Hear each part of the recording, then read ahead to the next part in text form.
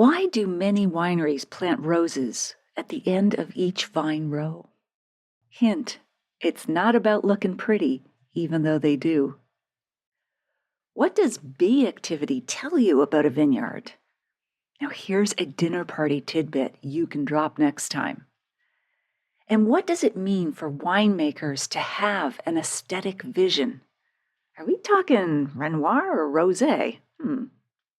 In today's episode, you'll hear the stories and tips that answer those questions in our chat with Sophie Menin, who has just published a gorgeous full-color coffee table book, A Year in the Vineyard. And yes, 3 of you are going to win a copy. By the end of our conversation, you'll also discover why wine growing is a nail-biter experience, how vineyard work is incredibly skilled labor versus the stereotype of anyone can pick grapes, how a vineyard can be like a traditional English garden or even the biblical Eden, and why wine brings you to your senses and makes you pay attention to life. Okay, let's dive in.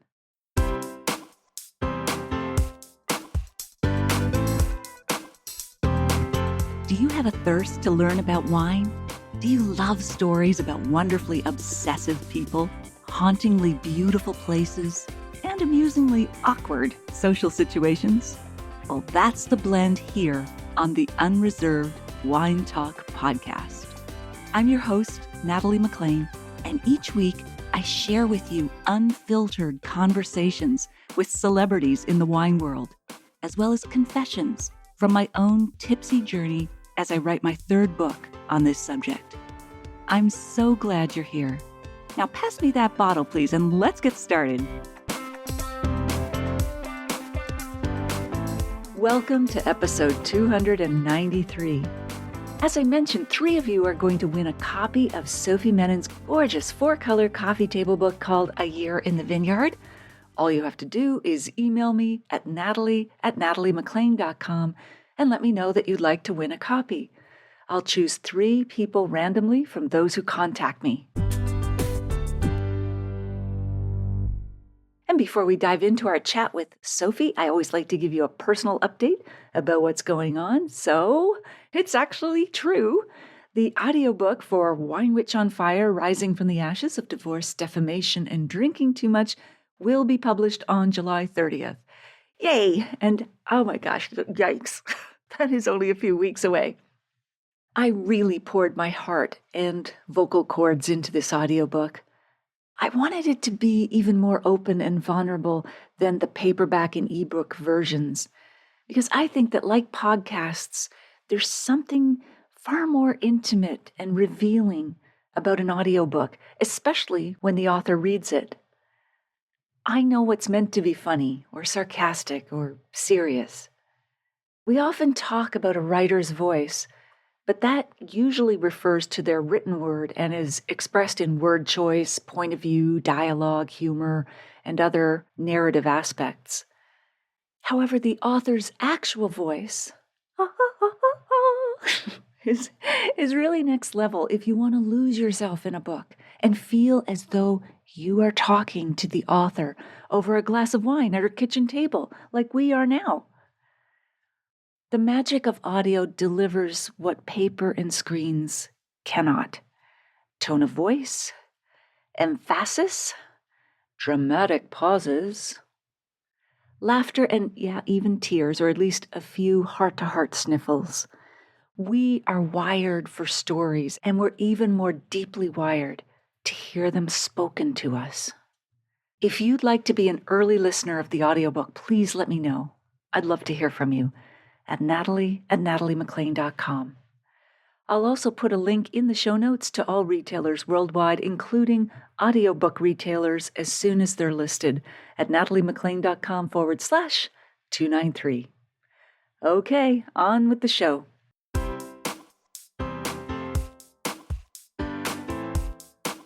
Sophie Menin is a journalist who has contributed to the New York Times, Barron's, Wine Spectator, Saveur, and many other publications.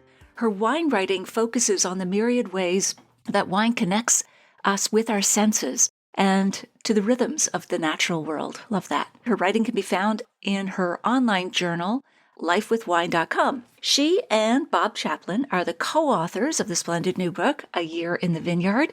She earned a Master of Arts in Cultural Reporting and Criticism from the Arthur L. Carter Journalism Institute at New York University, and a professional degree in the culinary arts from the Institute of Culinary Education.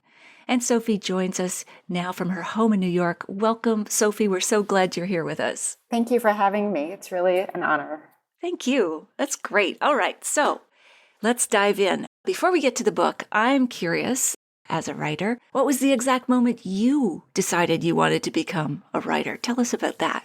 It was very young. I was in high school and I took AP Art History, and it was the first time I learned about the world through the way people express themselves instead of through wars and treaties. And I knew in some way or another I wanted to live like that, but I can't paint. I can't sing. I don't play an instrument.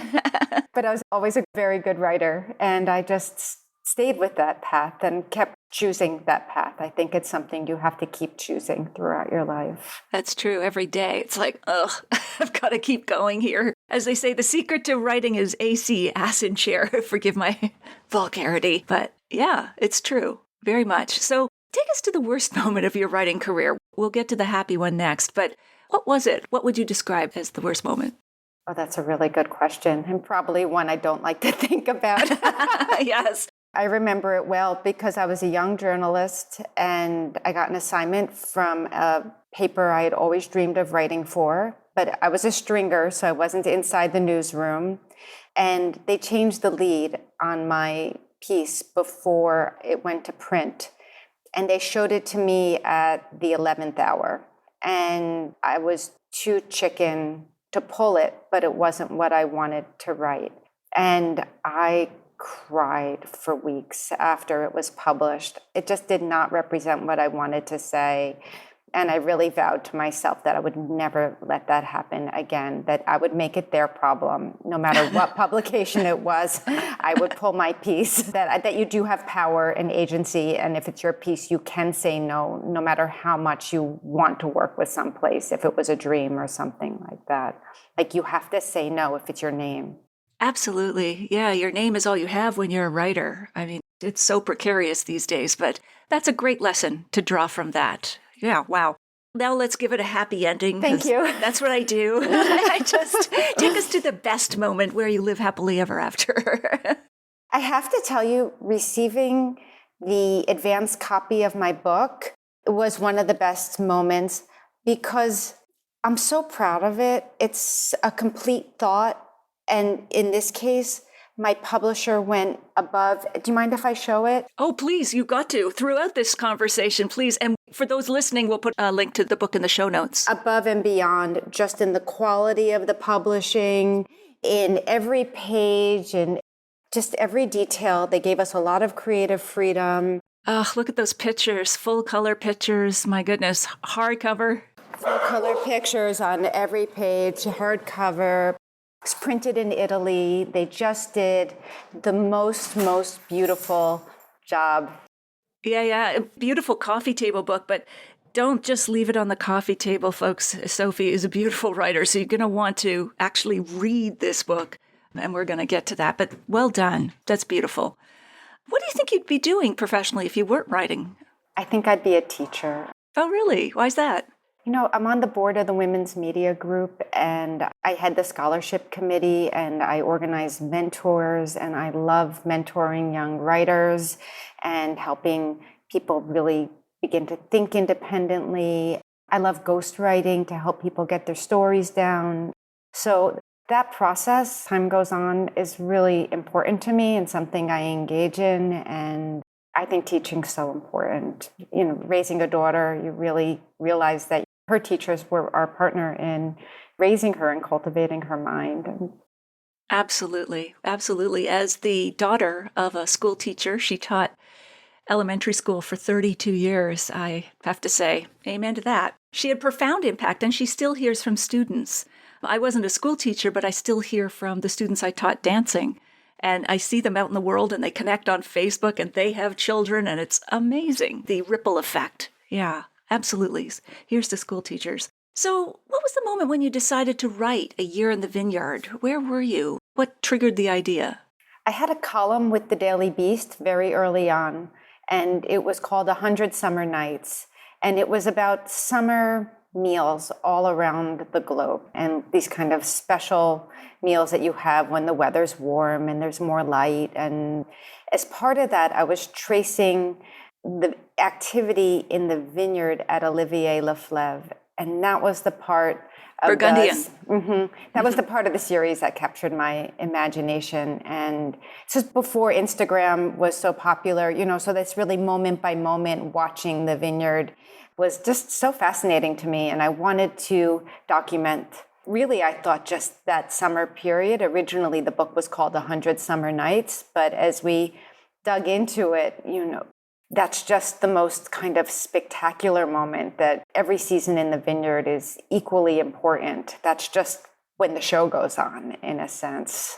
Absolutely. And what was your favorite memorable moment at Olivier Leflaive, which is like one of the top tier producers in Burgundy, Pinot Noir, Chardonnay, and so on? Yeah. I've never been there. I suffer from extreme empathy, so I can interview somebody and talk to them about it. But listening to him talk about, standing at his vineyard and looking at the different sites and being able to see the difference between Chassagne and Meursault, and it was so particular. And then also how fragile these moments are, that, wine growing is a nail biter experience when you really dig in. And so it was June, and it was about the flowering and how that can determine the whole year depending on the weather. If they want a warm, dry June for an even flowering, so you have even ripening and an even harvest. If you get a lot of rain at that point, it impacts the whole growing season. And that was just fascinating, that you don't think about that moment being so fragile.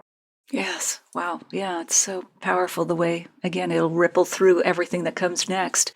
So the title is self-explanatory, A Year in the Vineyard, and I like that you first thought of 100 Nights, but tell us what makes this book different from other books that people might think are similar. I mean, it's gorgeous. As I say, we'll put a link in the show notes for those who are listening, but what else makes this book different, Sophie? Well, first, I'm a wine writer, but my co-author is a really extraordinary human being. Bob Chaplin is an environmental artist. His work is in the British Museum, it's in the Whitney, it's in MoMA, it's in the Victoria Albert, and he does what you call garden installations and looks at plants over time in different kinds of situations. And so he was for a time the wine writer for the Hartford Courant. And we met at Merlot Camp. It was a press trip in the Merlot Camp. That sounds tough. It was really tough. Were you just kids? Exactly. Right. And so I had this idea for this book, but I wanted to do it very visually and didn't have the skill sets to do the visual piece.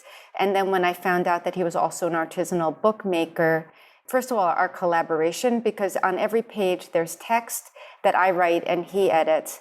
There's photographs that were mostly given to us by vineyards, but then some were taken by Bob, some were even taken by me. And then there were a couple of photographers who were very important to the book. Then there are these scans of background paintings from Bob's art that he manipulated.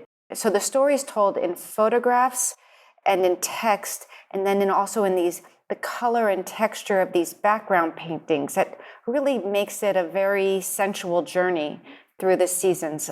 So that's one thing, it's the collaboration. And then we're not focused on a single vineyard or even a single region. We have included vineyards from around the globe. We have first growth Bordeaux, we have natural winemakers, and we have corporate wineries and family wineries and wineries that function like art projects. But we wanted to link them because everybody's in this same conversation with the cycle of the vine, but then very specific to their goals and to where they're growing the wine. That's fascinating. And how did you end up choosing? I mean, obviously you wanted a broad cross-section, but how did you actually say, okay, these are the wineries that are going to be in the book? I was a journeyman wine writer for a long time, stringing for a lot of different publications. And so you collect stories. And so you have the wineries where you have stories. And then I collected these kinds of stories along the way. So there was that piece. And I'm lucky enough to live in New York City, which means that winery owners come through all the time. And so you have a chance to meet and talk. And so some of it were relationships. Some of it was dream, like, oh, I really want to show Coulara pruning, from Santorini, because I love the way the baskets sit close to the earth and protect the fruit from the heat and the wind on that island. And so, you just write them a note. And it's one of those things when you have a number of wineries that they admire that are their peers, they're more likely to speak with you. And so it grew and grew. And so we're very lucky. Yeah, very organic project as well. Without a doubt. What's the most surprising thing that you discovered while you were either researching or writing the book? One of them was that more than half of the vineyard crew at Chateau Yquem is over 60 years old. Really? That they've worked there for their entire lives, many of them, and that they have this fantastic kind of institutional knowledge of the different patterns of grape ripeness and botrytis. Noble rot, just for those who may not be aware, but it infects the grapes, so to speak, but it's also responsible for the magnificent wines of Chateau Yquem, the sweet dessert wines, yeah.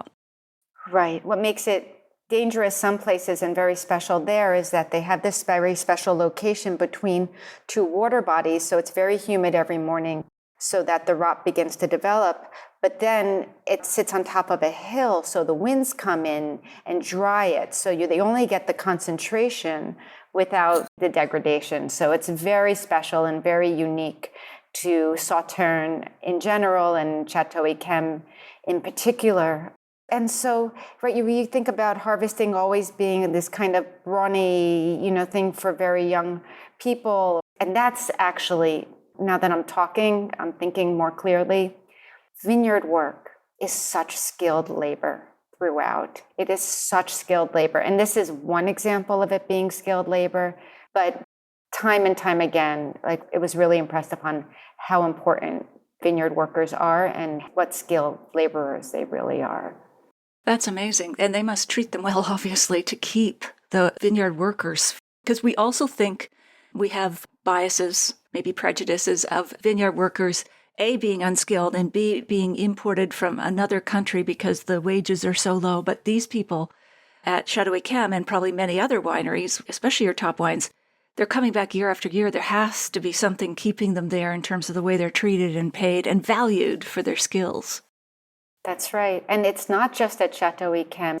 You would be surprised about places that look like large, more corporate wineries like Esparrejo in Portugal, where part of their move towards organics and biodynamics and regenerative agriculture has to do with their people policy and giving their vineyard workers the same benefits as their office workers. And we're seeing that in more and more places, Bonterra out in Mendocino. I mean, it's really become a very important part, the people part, and who really makes the wine. If you believe, like I do, that wine is made in the vineyard, as much as it's made in the cellar, it's becoming an important part of high quality at every price point viticulture, definitely. Absolutely. Absolutely. What's the most interesting thing someone has said about the book so far? I know it's just new out, but... I was very happy when I just have a couple advanced copies, when I showed it to somebody who I didn't know, that she quickly leafed through it. And I think because she's a gardener, she understood what it was about exactly. And she understood about the climate adaptations, and she just got it. And you always wonder if somebody who would be your audience is going to understand what you were trying to do. So to have somebody so new to the project just get it was really heartening for me. It's great. And the most difficult part about writing the book? The most difficult part about writing this book is, even though it's so beautifully published and the photography is so magnificent, we were very dependent on outside sources for this. We really did this on a budget. And so it was a puzzle. You have the stories you want to tell, and then you're dependent on photographs that vineyards are giving you to tell that story. And you need one that doesn't look like an advertisement. And you need it to be the right time of the year. And then once you have that story, it needed to work sequentially with your other stories in the book. And so we were constantly, looking and editing for visual story flow along with content story flow. And every so often we'd think the book was set and we'd realize, oh no, there's no leaves on the vine here. We can't put this here, and then we'd have to recalibrate. So it was just that there were so many puzzle pieces to put together. I love that, the behind the scenes of such a visual book. So approximately how many photos were you and Bob considering for the book? And how many ended up being in the book? There's thousands of photographs. Thousands. Wow. Because sometimes vineyards were so generous and just said, okay, here's our library, look. And that could be thousands in and of itself. The book is 180 pages. 160 of those are, we call them spreads because they're double page stories. And I would say in there's probably 200, maybe more photographs. Wow. That's a lot of curation. Holy smokes.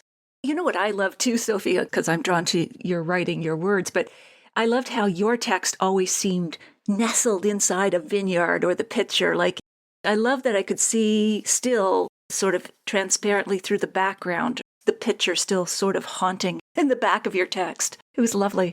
Every time I wrote something and then Bob put it in the spread with the background, I had to rewrite it because it was a conversation with the picture, So what was important to lead with maybe wasn't so important to lead with once you saw it in context. So everything got rewritten. Bob calls them visual poems, but it's because he's really an artist and he has worked in that medium with words and images and, as standing works of art. That's how each page really had to work. It's a fully integrated thought between the background painting, the words, and the picture. So thank you very much for picking up on that. That's meaningful. Oh, yeah. I love that. Well, it goes in parallel with a phrase. You have so many beautiful phrases in this book, but you say the vine is a dance with the natural world. Well, your text was a dance with the other elements in this book, which was just lovely. They were all sort of not rotating, evolving, weaving, whatever, around each other, which is just marvelous.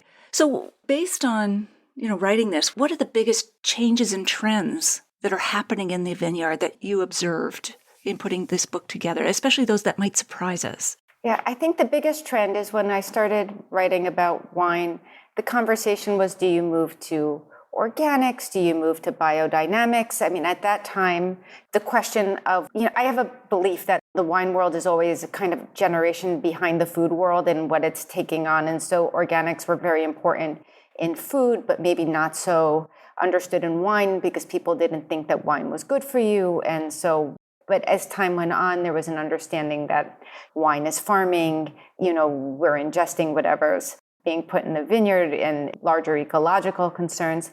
But still, the question was considered in a conventional paradigm where are you going to no longer use chemical inputs in the vineyard, but really use organic or biodynamic inputs in the vineyard. And now it's interesting to me, like if you look at other forms of conservation, there's an understanding that a protected area doesn't end at its borders. It's integrated with whatever's happening at its borders. And a vineyard is the same thing. It's part of an environment. And so when people start to talk about regenerative agriculture, they're really talking about building an integrated environment. And I've come to prefer to use an expression, natural resilience, because it's not something that's been codified, and I think everybody does it in their own way. But building natural resilience into vineyards where they're taking care of themselves in connection with trees and grasses and cover crops and water sources and biodiversity, that's the most important change. And that's why if you go and you listen to even top Bordeaux producers, they'll say for the first time, these formal Bordeaux vineyards are beginning to look like English gardens because they need flowers and they need trees and they can measure their health by bee activity. And this is the most important thing for vineyards right now, is that there's nothing more dangerous than a monoculture. It's just very vulnerable. And not good for the environment either, like the soil or whatever. But nice segue, Sophie. Speaking of English gardens, yes, absolutely. Great way to put it. The legendary British wine author Hugh Johnson writes the foreword to your book, which is quite an endorsement. How did you convince him to do that? I'm asking for a friend, of course. Of course. Yeah, this is tenacity.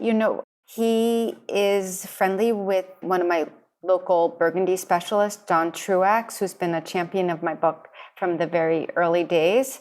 And every time he came to Flatiron Wines to promote his latest edition of the Pocket Guide to Wine, I would bring drafts of my book and show it to him. And the first time I went, I brought a copy of his gardening book and I got him to sign it.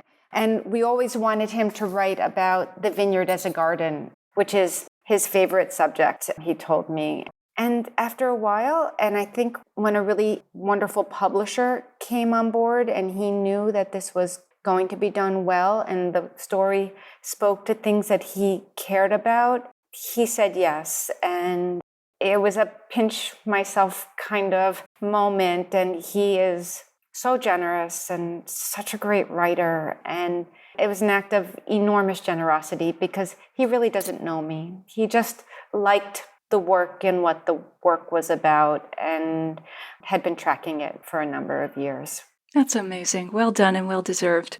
So you've said he's an avid gardener and he compares vineyards to gardens. We've touched on this a little bit, but in what surprising ways are vineyards like gardens? I think they are gardens. They are gardens, not like gardens. They are gardens. Good. They are gardens, except that the vineyard isn't the end point. The fruit, you're growing fruit to make wine, right? So there's an aesthetic vision, not in the look of your vineyard, but how you're managing your vineyard to grow fruit that will make wine that expresses your vision. So that's how it's different. But otherwise, you're really tending the soil, you're pruning, you're thinking about it in 4 seasons. It's very much like a garden.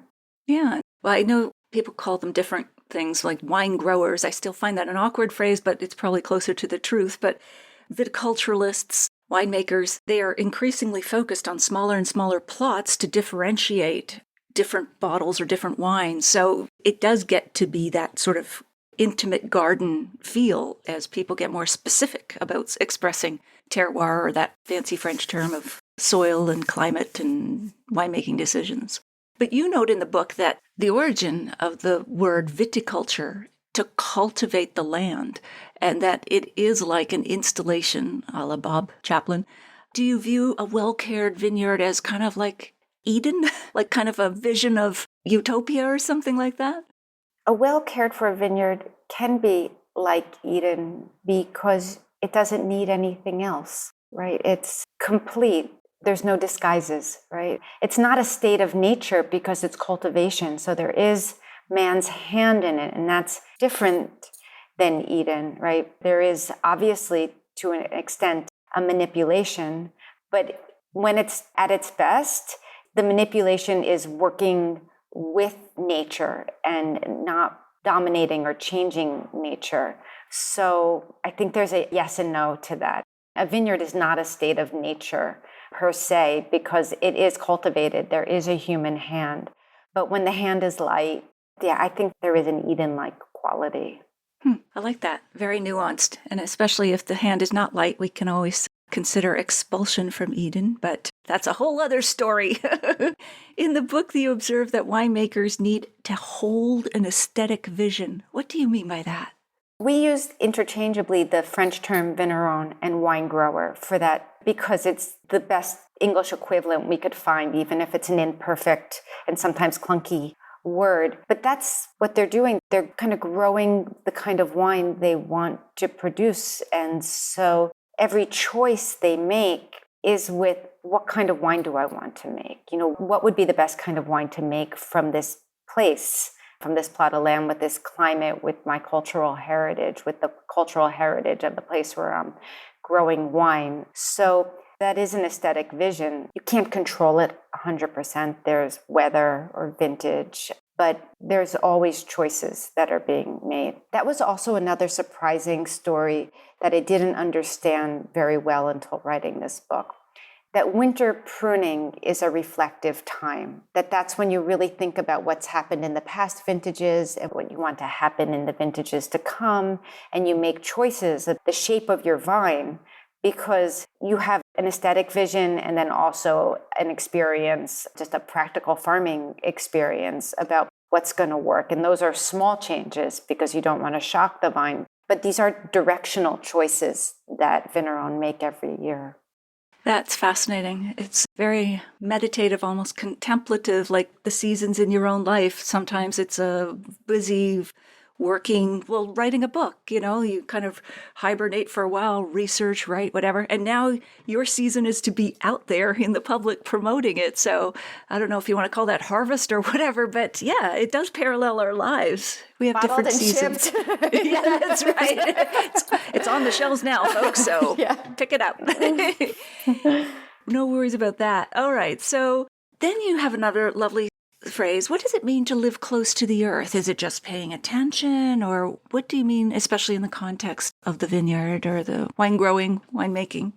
I think that's a certain amount of attentiveness that's really important in wine growing and winemaking. And I also think wine drinking, I think what got me really interested in wine is just the way it brings you into your senses, makes you pay attention. You're looking at color and scent and taste and length. You're very kind of sensitized when you're really paying attention and drinking wine.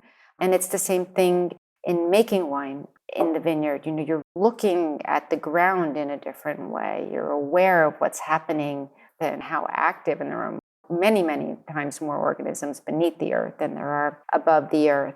And so there is a way of being more tuned in, not just from being a wine grower, but from understanding how wine is grown. You become more aware of how things are interconnected and why.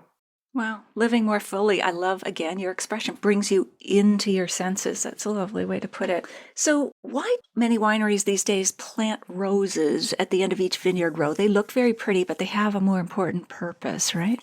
Roses are so sensitive. And so anything that's going to happen in the vineyard, any negative mildew or pest that appears will show up on your rose first.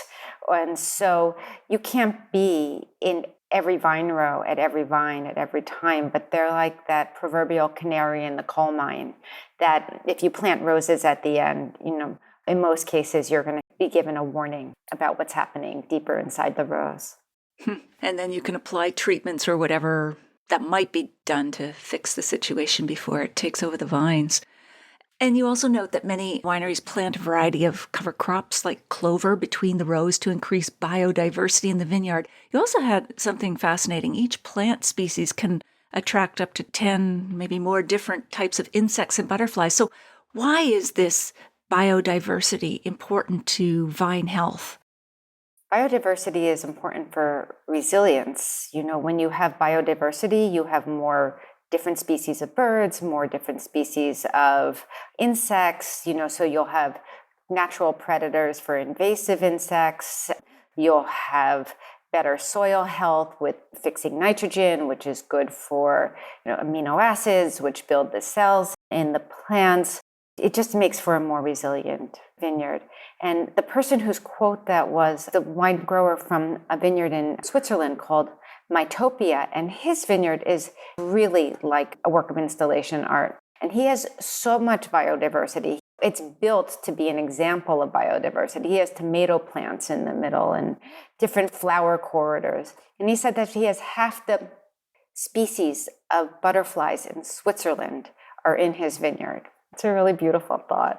Oh my God, that would be like walking through Eden, all these little butterflies.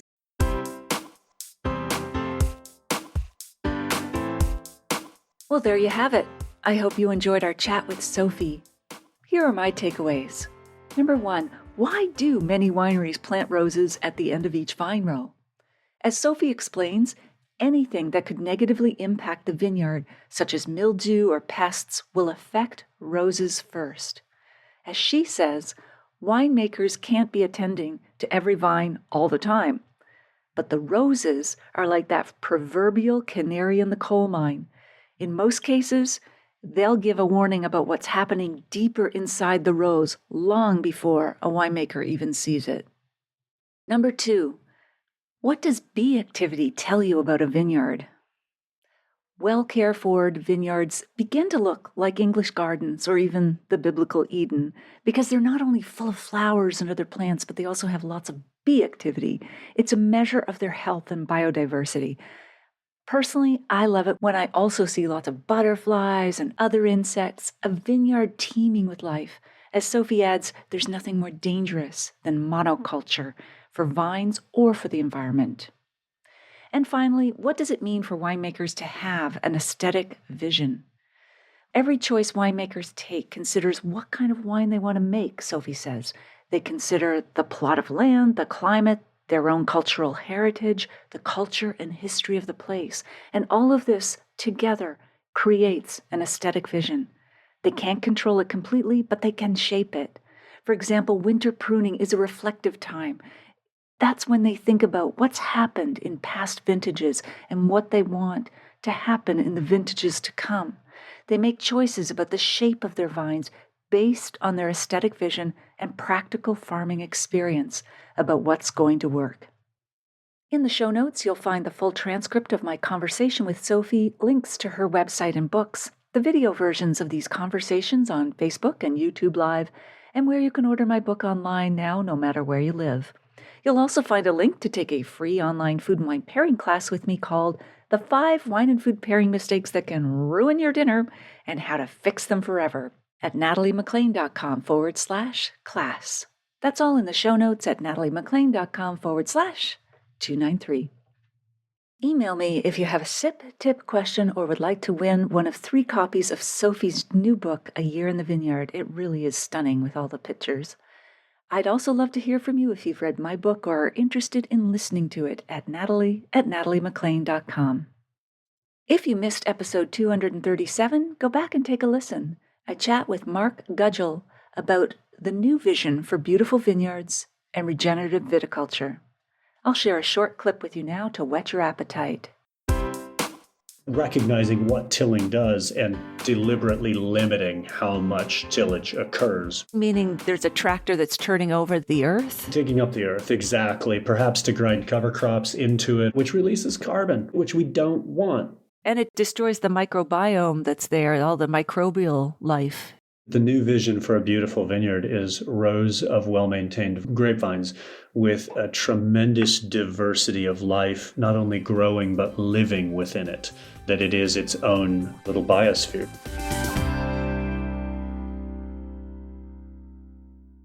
You won't want to miss next week when we continue our chat with Sophie Menin. If you liked this episode or learned even one thing from it, please email or tell one friend about the podcast this week, especially someone you know who'd be interested in learning more about what really happens in the vineyard during each season, including the magical gardens of bees and roses.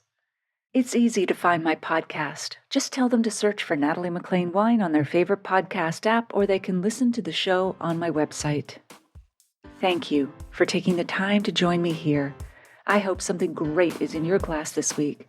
Perhaps a wine that was saved by a rose.